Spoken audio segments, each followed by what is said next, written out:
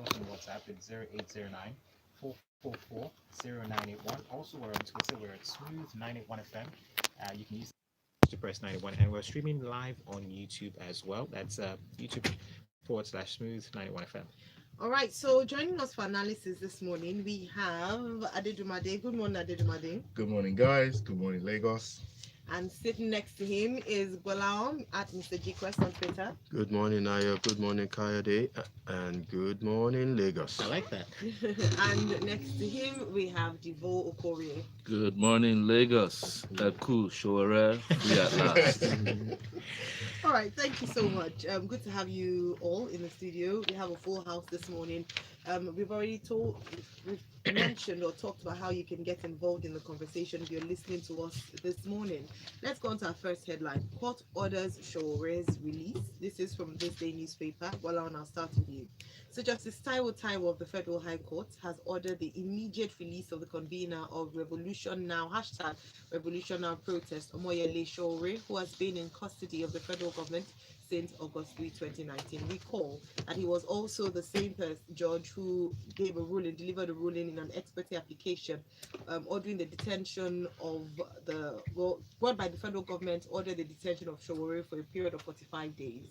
Can you please take us through this, please? Yes, it's a good development to see that the Federal High Court has ruled in Omoyele Showere's favor. Of course, we know the antecedents of this story.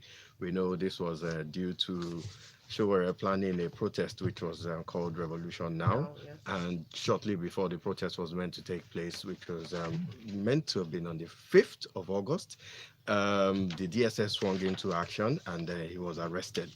And after the arrest, we heard the federal government levy a charge on Showere, which were treasonable felony was the charge that was levied against him, and why people were asking questions as to what treasonable offense has he committed. Well, the treasonable offense that the government alleged that he had committed was the use of the word revolution. So there's been a lot of debate as to the meaning of revolution, and is it in a democratic dispensation, if it's okay for anybody to say that we're calling out a protest and it's going to be called revolution now. Well, technically, if you look in the dictionary, a lot of people have claimed that that word revolution means that you want to topple the government or you want to plan a coup or so. However, the question that we should be asking is that what evidence has the DSS got, what evidence has the government got to support the notion that he was going to be planning a coup, other than that word that he has used for the campaign. So it now has turned to this. They took the matters to court, and the court granted 45 days, even though the DSS was requesting for a bit longer than 45 days. And the reason why they requested for 45 days was because they claimed they wanted to gather sufficient evidence to prosecute Showere. So another question was then raised: you want 45 days or a bit more to gather evidence? So which means that in Nigeria, the way things work is you get arrested first and the investigation is done later. Yeah. In the normal sense of things, in a normal society, what you would normally tend to do is that you gather sufficient evidence first before you press charges and arrest or detain whoever you want to detain. But here we find out that it's the reverse. Well, I mean, Nigeria, here we are. But at least the court is granted 45 days now, and they've said that according to the judge, Yes. Justice Taiwo, who did mention that they believe that the DSS has concluded all the investigation that they need to conclude, and that there's no further grounds for detaining Showere, and he should be released immediately. The only thing that they asked is that he submits his passport his international passport to the court. We'll wait and see if the government would obey this court ruling. We know the government is very famous or notorious for violating or disobeying court orders, but let's see how this moves. We're hopeful that the rule of law will take Yes, and the place. federal government needs to be careful how it slaps about the use of charges on terrorism.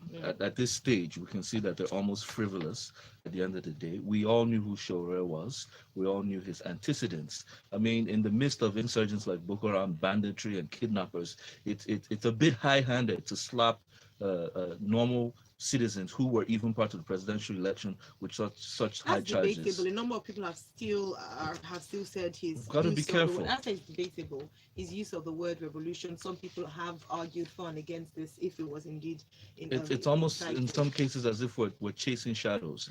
Right. One of the issues about free People, let me protest. come to your story. I'm coming to your Okay. story next. All right. So no reform for federal road repair. Federal government tells governor. But please, let's hear your thoughts on this on the first story. Yes. But no reform for federal road repair. Federal government tells governors. This is from the Punch newspaper. So President Mahmoud Buhari has asked state governors not to fix federal roads if they will eventually refund for the rehabilitation. End of story. There are too many deaths.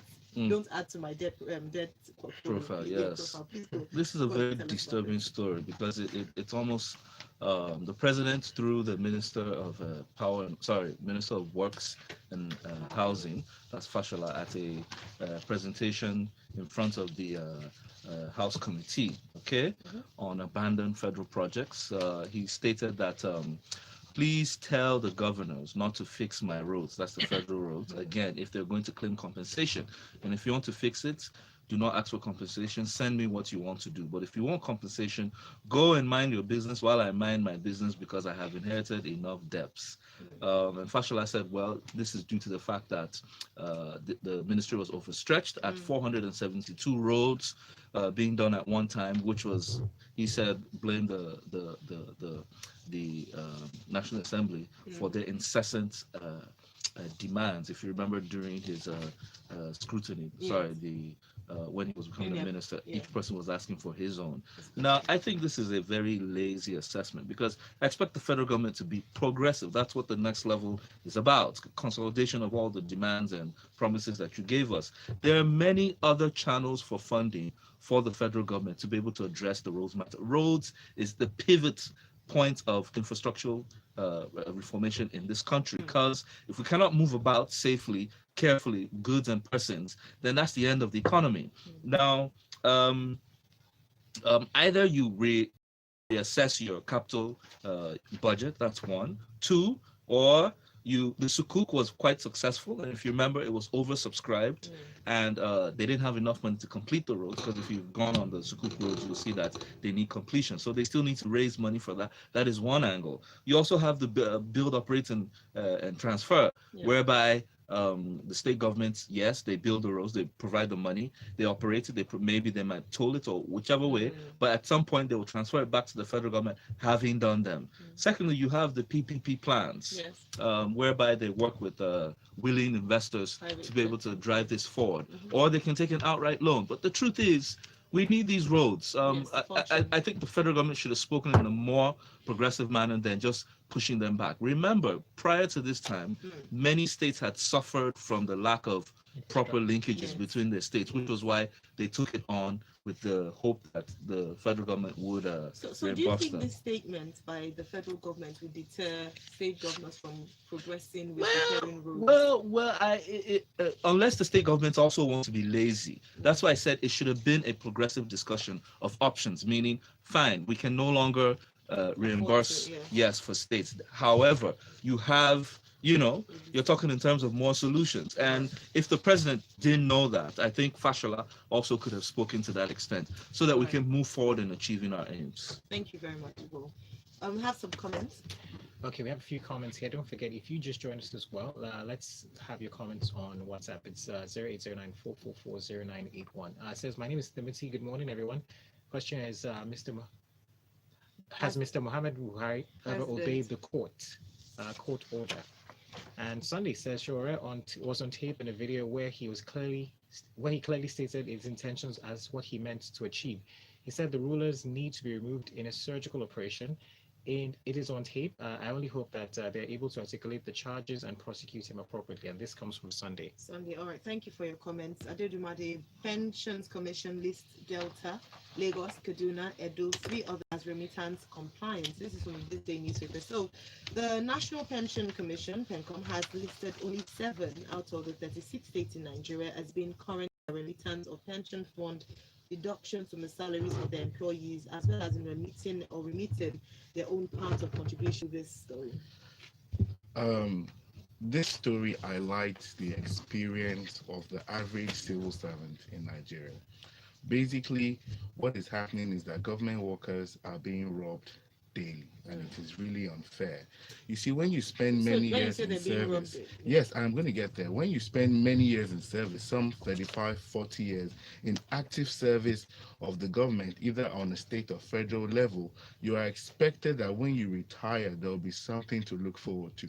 Now, this puts also into play the gap between what the political officers earn and what the civil servants earn. We know what the governor is going to get as his pension when he finishes just one term of office, and we also know what civil servants get when they finish 35 years of office. That gap is too much, it needs to be reduced.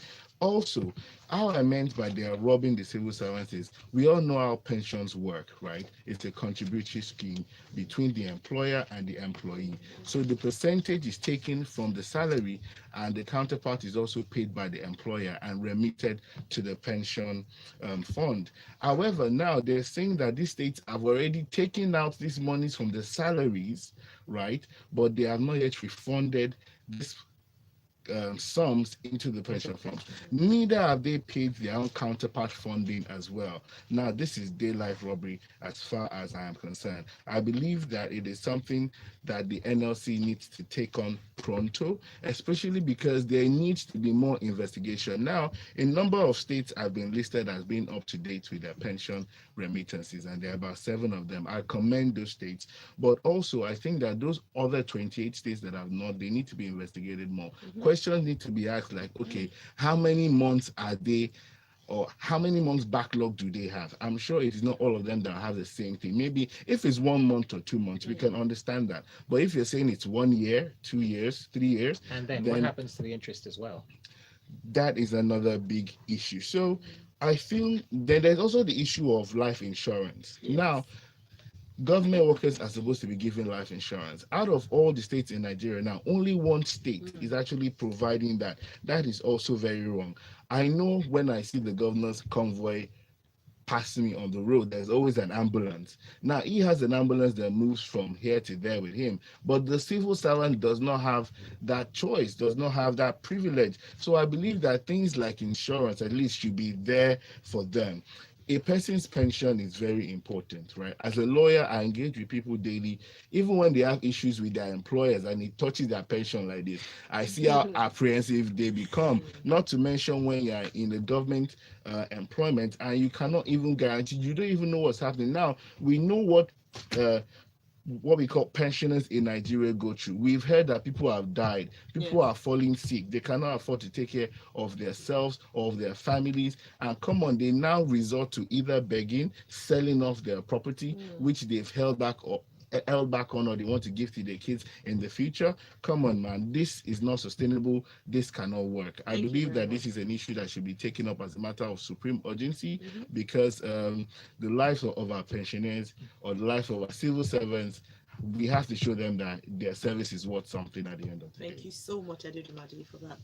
I'll come back to the whole, but before then, Sal on WhatsApp says, it's not just government workers. I work in a private company, not a multinational though, but I have not received pension in the last 3 years. Wow. It's robbing all Nigerians across the workforce. It's so crazy that when we begin to complain, they reduce, or when we began to complain, they reduced our pension, so their part to be paid will also be reduced. PENCOM needs to investigate across board, not just government workers. Imagine the interest loss. Yeah. Not just investigate, but compel. Yes. No, there is a compulsion in law already. For every private sector worker who has a pension scheme, please report your employer to the PFA, and they will take up the matter for you. Great. Thank you so much. All right, Divo, let me stay with you for the next one. Era of bureaucracy in federal civil service over, says head of service. So the acting head of service of the Federation, Dr. Folashade Yemieson, has declared that the era of bureaucracy that has held down performances in the civil service over the years is over. She said civil servants should brace up for new innovations for better service delivery. What do you think about this, Divo? Let me start first of all by saying that this is Dr. Folashade Yemieson, that's the acting head of service, speaking boldly about reformation or restructuring in the civil service. That those days of bureaucracy, long lines, long fill form, go here, come today, come back tomorrow, that those days are over. Hence, to that extent, they are starting with a training for about 80 officers in Abuja by the United States-based MIT, the Massachusetts Institute of Technology, on how officers and execs can embrace technology and innovation in public sector. Now, the truth is, civil service reform is a tall order. I do know it is a hydra-headed monster. Every one of us have experienced one delay, one issue, one major headache or the other. Speaking of getting driver's license, national ID card, passport, birth certificates, whatever. I mean, throughout our lives, you will work with the civil service. Now, she did say that there will be a project management team that will establish the service innovation department, that is to raise awareness. However, I think the real issue lies on implementation, because we can speak all these big words as to how we need change, but at the end of the day, first of all, government is already over bloated. You have ministries, departments, agencies, all with civil servants working in each and every one of them at various levels of service delivery. And the implementation is a function of executive willingness. If it starts from the top, if the people at the top of these agencies, departments, and ministries are not able to administer, which is administration, good governance, proper, then at the end of the day, it's a waste of time. Now, because you require checks and balances, meaning someone has to be checking to ensure that where there are hitches, where there are problems in procedures, they're being addressed. Self-correction. You require a sense of urgency. I mean, you know, first of all, let's talk about our courts. Let's talk about when you're dealing with some of the federal infrastructure agencies. It seems as if they have forever to deal with simple matters.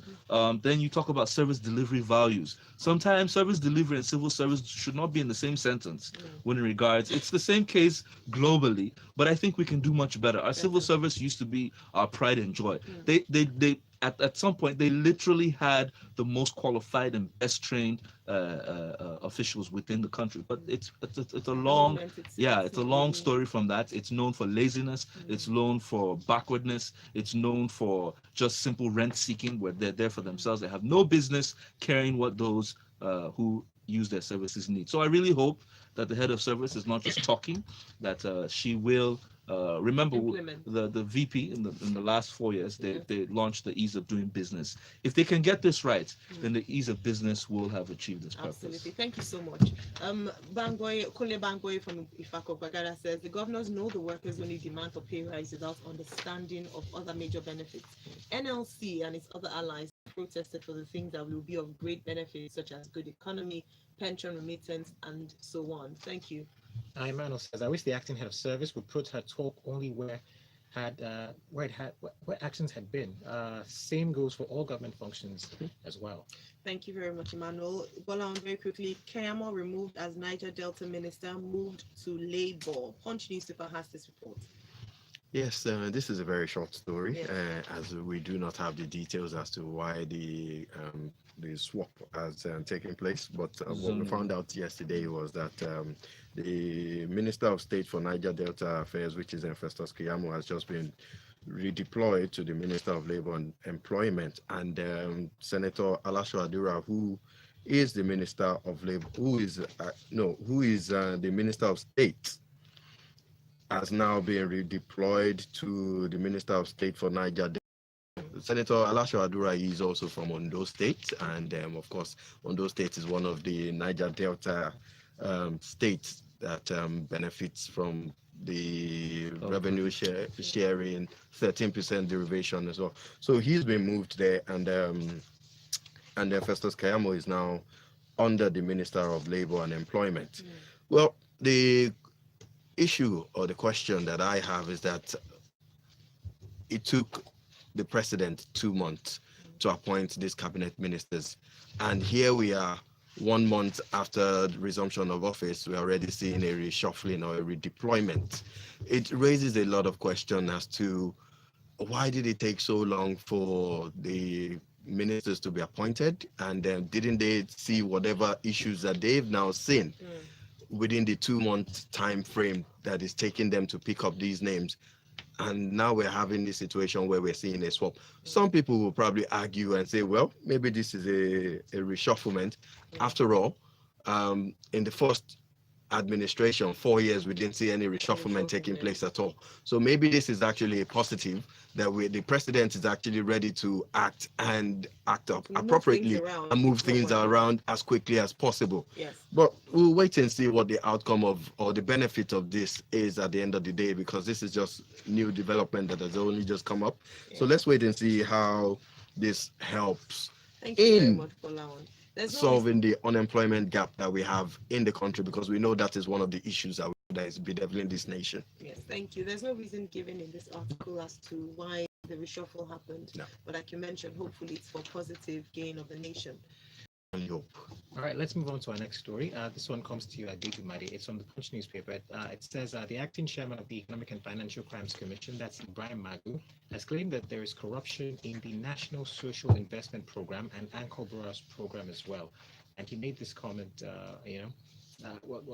generally the Office of the Vice President superintends the NSIP, and also the Central Bank of Nigeria funds the Anchor Boroughs program. So what are your thoughts about this?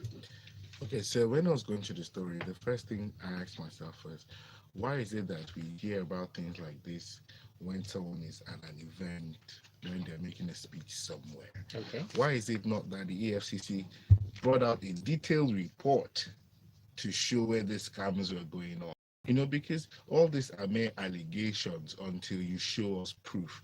Now, also, there's I think it's important for people to know that the NSIP program is the one that funds, that is supported by, or should I say was chaired by the Vice President of Nigeria, and that is Professor Oshibajo, and it kind of like sparks the theory that, okay, will he now be cited for some form of non-compliance with certain issues at the end of the day? Well, let's not even go to conspiracy theories. Let's just focus on the story. One other important thing that is said here by the EFCC chairman is the role of the civil society in fighting corruption. Okay. I think it's very important that civil society takes that role very should I say, in a very determined way.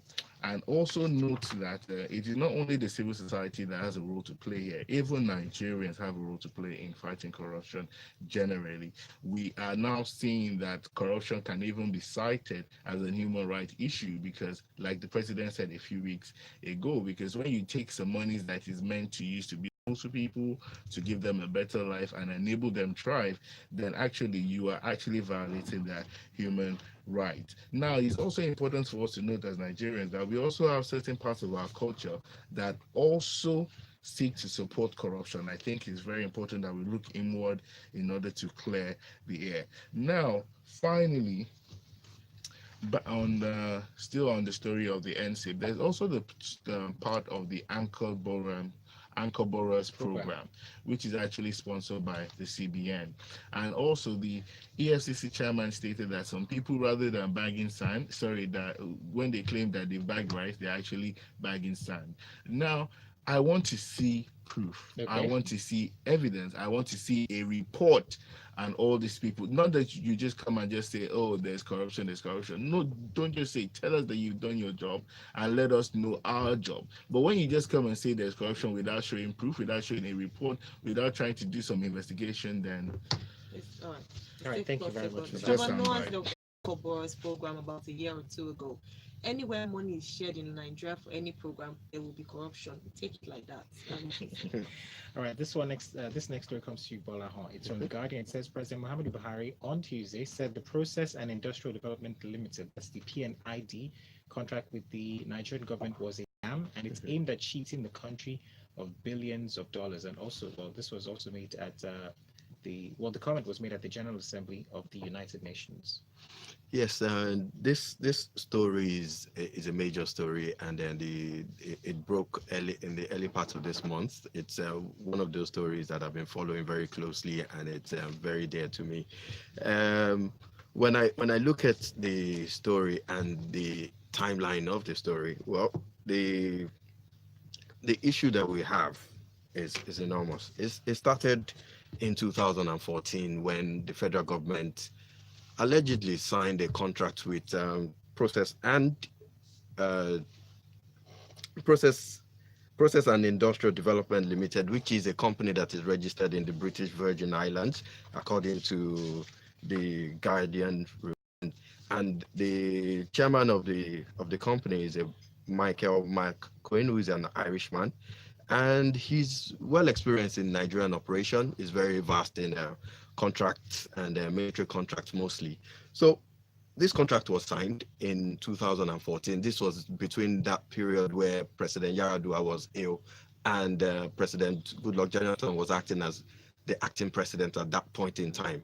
We don't know who, well, maybe it's been said we know who signed the contract, but anyway, what has been said now is that this contract was illegally signed, and what the contract was meant to do was that Nigeria and this company were meant to go into a joint venture where Nigeria was meant to be supplying gas, and they were meant to be refining the gas so that we can use this gas to power our electricity and other amenities that we need in the country. But it turned out that Nigeria never met its own side of the commitment, and since 2012, there has been a court proceedings in the UK, an arbitration, which has been going on since 2012, and eventually that court proceeding ended. The company was awarded a $6.6 billion compensation for Nigeria not meeting up with its own obligation. But guess what? Nigeria did not attend to it. We didn't take any issue with it. We didn't act on it appropriately. That fine ended up mounting up into $9.6 billion. $9.6 billion, when we know what our reserve is. Our reserve is about $42 billion. So technically, Nigeria really cannot even afford to part with that amount of money. But now we are. After all of this has happened, and the Court of Arbitration has ruled that the $9.6 billion needs to be paid, and that this company should go ahead and seize Nigeria's assets anywhere possible that they can likely seize Nigeria's assets. So they can go to the UK, and the embassy, the Nigerian embassy in the UK can be seized. Nigeria's jets and so many other items can be seized. But what has now turned, in conclusion, what has now happened is that over the last 2 weeks now, the Nigerian government has taken representatives of this company to court in Nigeria, and they've found out that they've claimed that the entire contract was a sham, the company is a sham, and that it's all fraud. And the entire thing was set up from the onset as a fraud. Now, the question that they are now doing, what is going on is that on September 26th, there's now going to be a court ruling in the UK for this judgment to be quashed. The question, what is going to happen, is the Nigerian government going to be able to prove that this company is actually, and why have they not proven this right from the inception of the arbitration court case? I mean, it smacks a lot of negligence and just sheer anyhowness in Nigeria. All right, Bola, thank you so much. We have to end with comments right now. We have this from Yinko. Yinko says, why is this acting head of service sending people to MIT USA? It's a waste of scarce resources. MIT is in Nigeria. By our federal ministry. Thank you very much, Yinko. So I'll just end there. So Shegun then says, gone are the days when we had a 600-man delegation at the United Nations General Assembly. We have made progress. All right, that's all we can take this morning. Thank you so much. We say special thanks to our guest analysts. Thank you, Adedumade. Adedumade is at Adedumade on Twitter. Thank you, Bolaon, at Mr. G Quest on Twitter. And thanks to Divo Okore at Divo Okore on Twitter. There's more to come. Locker Room 981 follows in a few more minutes, so stay close. There's no reason now. There's no reason now.